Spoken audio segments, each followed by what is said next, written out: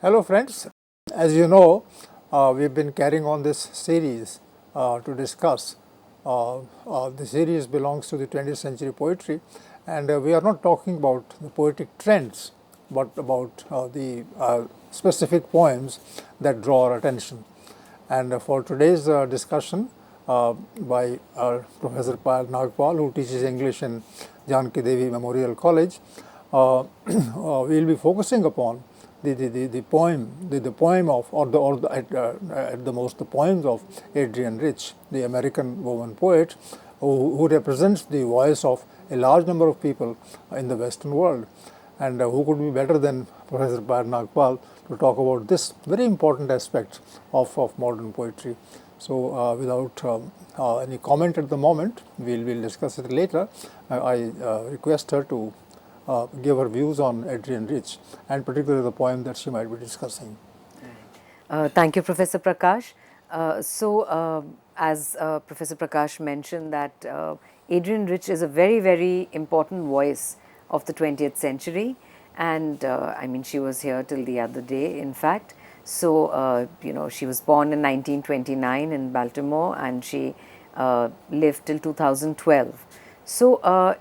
And the kind of poetry that Adrienne Rich wrote resonated very well with the feminist movement, and she makes some very important interventions and in women's lives in the feminist movement, and her poetry in that sense is a very rich contribution to any kind of theorization or any kind of understanding of what feminism was to be in the 20th century. To share just a little bit of information about Adrienne Rich, that she was born in Baltimore, and her first poetry collection was titled A Change of World, and this was selected by Auden for the Yale Series of Younger Poets Award. We can see from the title itself that from the very beginning, and this is a collection that appears in 1951. So from the very beginning, Adrienne Rich was very inclined towards literature writing that was change oriented. Through her father and his encouragement, she of course had exposure to the best writers, especially everybody from Keats to Tennyson, the English, the European poets, and so on. She married an economics professor called Alfred Conrad, and they had 3 sons. But what is striking is, her understanding of the personal as political. And so, coterminous with the years of the second wave of feminism is her poetry and a realization of womanhood and feminism. So in this sense, her work, for example, Snapshots of a Daughter-in-Law, which was written later, and in fact, all the poetry collections written later, they were on a variety of themes. But what remains predominant there is the understanding of women's lives. She taught in prestigious institutions such as Columbia, Rutgers, and so on, and participated actively in the resistance movement against the Vietnam War. Some other poetry collections by her are titled Diving into the Wreck, Your Native Land, Your Life, Time's Power. And in her later life, she was a partner with the Jamaican-born novelist Michelle Cliff. A Change of World, and the poem that we are going to discuss today is Aunt Jennifer's Tigers. It's a very famous poem by Adrienne Rich, and I think it's included in the syllabi of a lot of schools and also at the university level. A Change of World appeared in 1951, and this year is interesting because Simone de Beauvoir's The Second Sex, with the dictum that one is not born a woman but one becomes one, appears in French in 1949, and its English translation by H.M. Pashley appears in 1953. So between this French and the English translation, we have the very poignant A Change of World. And again, the ideas that are expressed in Beauvoir's Second Sex are ideas that we can see in the kind of poetry that Adrienne Rich writes, which tells us how she was a very fine observer of the times, and was and had a fine understanding of the way in which women's lives mattered, and the way in which, there needed to be a change in women's lives, which is why I think the title, A Change of World, is very, very important. So, this book is then squarely, I'd like to place it here. Now, she also draws, from the experience of women's lives, and all of this is, kind of reflected not only in her poetry, but if you look at the subtitle of another book, it's called Of Woman Born, Motherhood as Experience and Institution. So, this means that, the experience of motherhood, the experience of performing all the roles as a woman in life, all this kind of finds its way, feeds into Adrienne Rich's poetry, and it is for this reason that we locate her work within the context of the larger feminist movement. The editors, of the Norton Anthology of Adrienne Rich's works say something very interesting here, Gelpi and Gelpi. So, they say that Rich was one of the first to investigate in depth the meaning of the slogan at the heart of the feminist movement, "The personal is political." She had very early and very clearly the radical insight that women's most supposedly personal experiences, their motherhood, their very sexuality, are shaped in large part by the male-dominated institutions in which they occur. So, I think this quotation kind of becomes a very good a point of departure for us to create, in a sense, a frame, to create a context within which we can study Adrienne Rich's poetry. So, the beginnings, of course, are in the 1950s, and she writes pretty much right through the 20th century, and the concerns keep changing. So, before we discuss Aunt Jennifer's Tigers, I'd request Professor Prakash to share his views on this very, very important American feminist poet.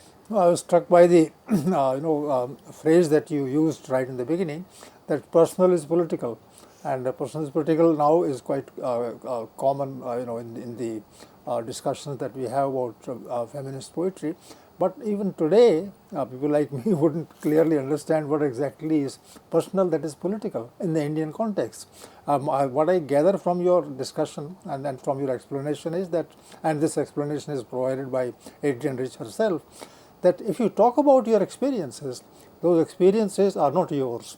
They are the experiences of the woman in you, and they reflect, in fact, the personality of the poet under the pressure of patriarchy. Is that the connotation? So, personal is political was the slogan of the second wave of feminism. So, where Simone de Beauvoir said that one is not born, but one becomes a woman. The whole process of socialization, that kind of stereotyping what of becomes is the reflection yes. of the circumstance. Yes, but the idea also is that around this time also we have Bessie Head, who writes The Feminine Mystique. Now, that book is based entirely on a lot of interviews with women and how they were, where technology and a lot of machinery, for instance, with everything from washing machines and so on, mixer grinders, this had totally changed the lives of women. But they also now had a lot of time, but they did not know what to do, but they were trapped within the patriarchal fold of marriage, childbearing, child rearing. And Bessie Head's, interview with a lot of women was quite a revelation in the American context and, of course, in the world context at that point. The realization that women are not happy leading these lives. So, the myth that is circulated is the myth of the woman who is happily married and who has her children, and that this is going to be her life. But, writers like Simone de Beauvoir and Bessie Head, they reveal that this is not something that they really want to do. And actually, the women who are smiling, in the magazines and, journals and newspapers and so on, these are women who are also hiding something, a life that they would like to lead, but they are not able to lead. So, this is where the personal is political becomes important, that the change has to be made, not only in terms of speaking outside about feminism, but women have to actively transform their own lives at home. So, I think this, the idea of feminism getting into these micro spaces of the family, was a very important point. So the the personal space, the family, the patriarchal structures that bind women. Actually, when they talk about this, when they talk about their own selves as trapped in this world, then they start making a comment indirectly on the structures that surround them. Is that what you? Yes, but they also become, I think, post Second World War, after the first wave, where there was this, great wave in the first wave where women got the right to vote. So there was a sense of great joy and happiness, which transformed into euphoria, because where they thought that now that they have the right to vote, they are independent women. But the second wave drove in the realization that there is a long way to go, and that women need to be alert to the kind of lives that they are leading in their own houses. So I think this was, and this is something, I think the whole idea of personal is political is a slogan that despite the third wave and the whole understanding of feminisms, I think, it is in the present context, I think it is relevant than ever before. And your reference to women, getting the election rights and right to vote, etc. That's a further pointer, that women should talk about their conditions.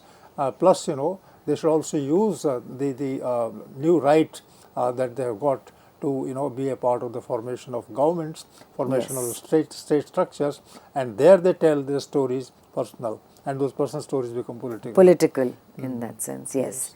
So here is a very short poem by Adrienne Rich, and this is called Aunt Jennifer's Tigers. And I think it's this is the discussion that we've just had about the impact of patriarchy, marriage, family, all these institutions on women's lives is well captured in this particular poem, Aunt Jennifer's Tigers. So it begins like this: Aunt Jennifer's tigers prance across a screen, bright topaz denizens of a world of green.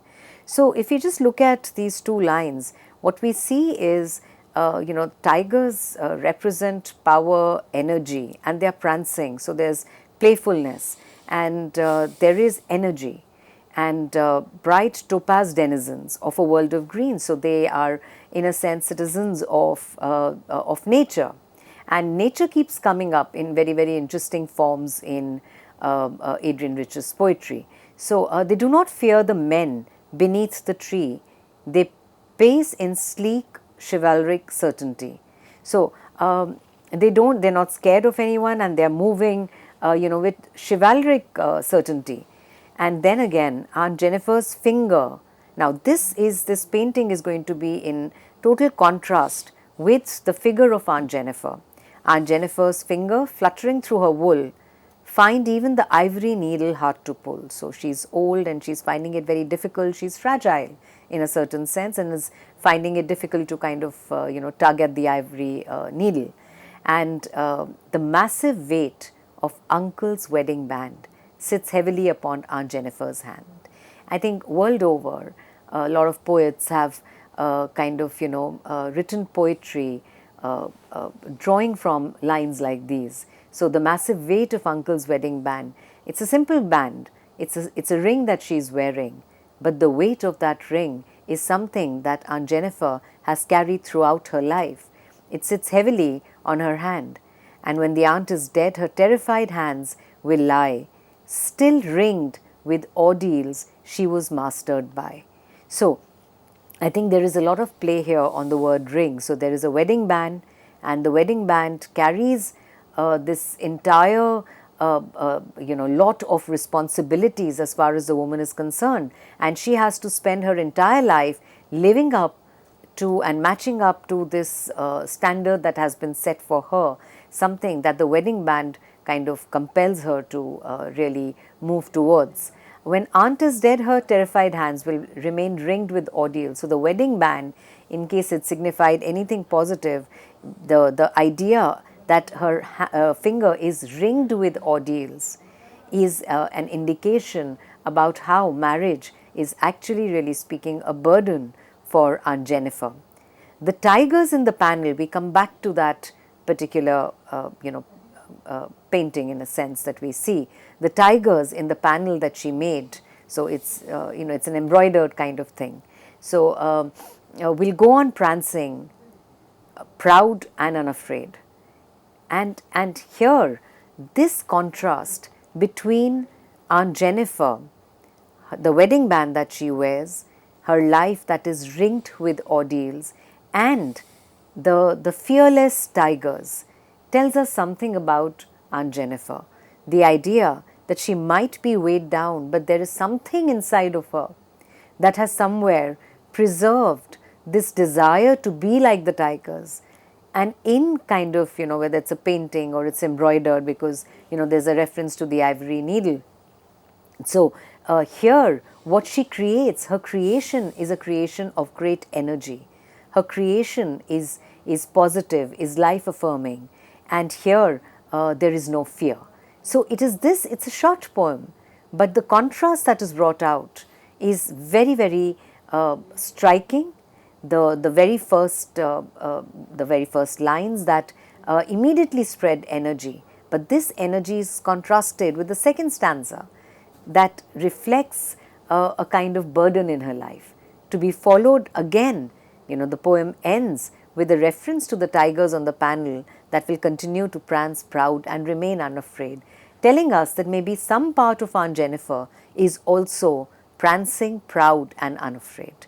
So, such a short poem, but Adrienne Rich has packed so much into it, the reality of a woman's life, and the woman is also a creator and what she's seeing. So, I think both elements are go hand in hand here. No, of course. And very, very surprisingly, she is not talking about her personal experience. She has not brought in her persona. It's a neighbor, perhaps, maybe a person who is older than her, and she is Aunt Jennifer, and she is talking about her, but actually she is talking about all women who are caught in the web of the family. True, and I think the character of Aunt Jennifer is important because I like the fact that she's chosen somebody who's much older, because the reference is that the woman has probably spent her entire life, countering one ordeal after the other, managing the patriarchal institution of marriage and suppressing the tiger in her in that sense, but something that she's also able to express in anything that she creates. So, and she fought the battles, but she remained all the time unafraid. Unafraid. Somewhere she was always unafraid, though of course the burden, at the same time, the burden of marriage is very heavy for her. And I think that, this line is striking, that when aunt is dead, her terrified hands will lie, still ringed with ordeals she was mastered by. But the tigers that remain there, so she if she dies, so hands are tied, yes, yes. But in her views, she's a tiger. And with the hands, what she's creating. I mean, the ringed ordeal refers to her position in marriage, but what she's creating with her hands, that will continue. It's only a ring, it's only on the finger, but the rest of the hand is active. Active. So I think Adrienne Rich, this is a poem from the 1950s, 1951. So I think it clearly shows us the way in which Adrienne Rich brings together literature, poetry, and her idea of feminism, and more importantly, her understanding, observation of women's lives, and the articulation and expression of it. So there's tremendous energy here. And if it's a poem written in 1959, 51, as you say, then the poet is only 20 plus. Yes. Born in 29, you said. 29. So it's a poem coming from a young poet, and she is able at that time to look around and to understand the world. Yes. Yes. Yes.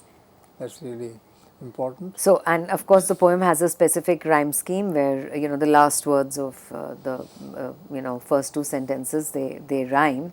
And with this, we will soon move to a discussion of Snapshots of a Daughter-in-Law, which is it's a longer poem. But again, as the word snapshots tells us, it throws images of women and different phases of their lives. But the poem that, this is Aunt Jennifer, the poem that you have selected actually takes us forward to the questions that she'll pursue further.